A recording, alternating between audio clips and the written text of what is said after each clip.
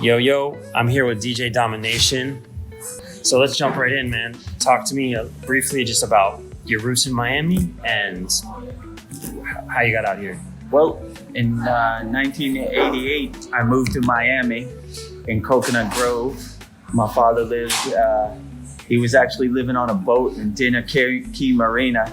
I don't know if Dinner Key Marina is still there, but so yeah, I moved to Miami. I started looking for hip hop. You know, I was a big fan of b-boying, graffiti, MCing, and DJing. So I went to this record store in Flagler. I forget the name, but this DJ girl named Snow White lived there. And I was like, where's the b-boys? And she said, the only crazy guy I know is this guy named Speedy Legs, who spins on his head with a helmet. And I was like, really? And what year? This was 90. It's probably 91 or 92. I went to his house in Hialeah, and then he started introducing me to the spots. We started going to like different nightclubs, Fish Street. On Miami Beach. On Miami Beach, it was Alton and Fish Street. It was Luke's was across the street, and there was right there was Fish Street on the other side across the road. And every week they used to bring like Leaders of the New School. Onyx was there, so we used to go every week religiously. I think it was just true school hip hop, like true school hip hop, backpack hip hop. You know, this was like early '90s, and then he would start breaking, and then this graffiti artist named Ease from the Inkheads, he would go down on the floor, and that's how I met Ease, and we started hanging out with Ease. So, for those of you who don't know who Ease is, it's Jose Parla. He's about to open a solo exhibition at the PAM. Ease is the one who designed my logo and he my early shirts and everything. So I started hanging out with Ease, and then he introduced me to Rage and all the Inkheads, Shy, Edic.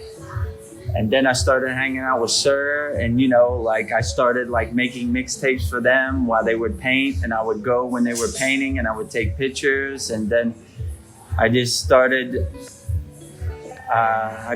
immersing myself in all of Miami.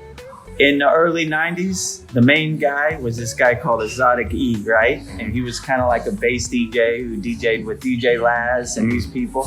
So I asked Speedy Legs, like, where are the DJ battles at? Because I was really a battle DJ first. That was my thing. I wasn't really interested in DJing in nightclubs. I just wanted to take other DJs out. Yeah. You know? So he was like, they have this event called the Winter Music Conference where they have a DJ battle. And this guy, Exotic E, is the guy who won.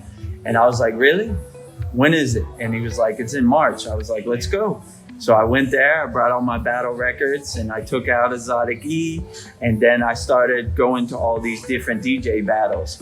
And Krave was coming up at that time, so I saw about a couple years ago, Krave actually did an interview on Serato, and he said, who have you lost to? And he was like, DJ Domination always took me out. Wow. So, tell me though, like the transition. So you obviously were doing it. Your future as a DJ was already becoming real. You had all the relationships with all the people that really were like active. You said earlier 2002 was 2003 or 2004. When did you decide to move to Asia? In 2004, I came to Asia on tour, like DJing all around. And I really liked Thailand. It reminded me of Asia, Miami. Yeah. Like, when I came here, there was no main DJ. I was like, who's the main DJ? You go to every city, there's a main DJ who does all the nights, who's the best DJ in the city. And there was none. There was some DJ just playing a CD till the end, and it fades off. So I was like, it was an open market. I was like, well, and my friend who I knew from Miami, he opened a nightclub in Bangkok on Choice 31. It was called Mystique, right? And when I did the show, it was sold out. All the models, all the actors came or whatever in Bangkok on TV. So he was like, if you ever want to come live in Thailand, I'll make you my main resident DJ.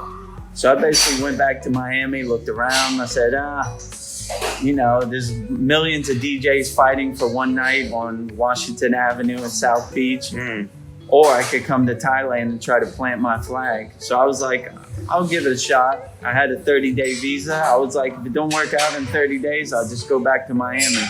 And that was literally 20 years ago. That's wild. That's wild. So it just kept going and going, and like we just kept building and building, and then other people started hearing about me, and I started going to DJ in Hong Kong and Dubai and Japan, and I just started DJing all over.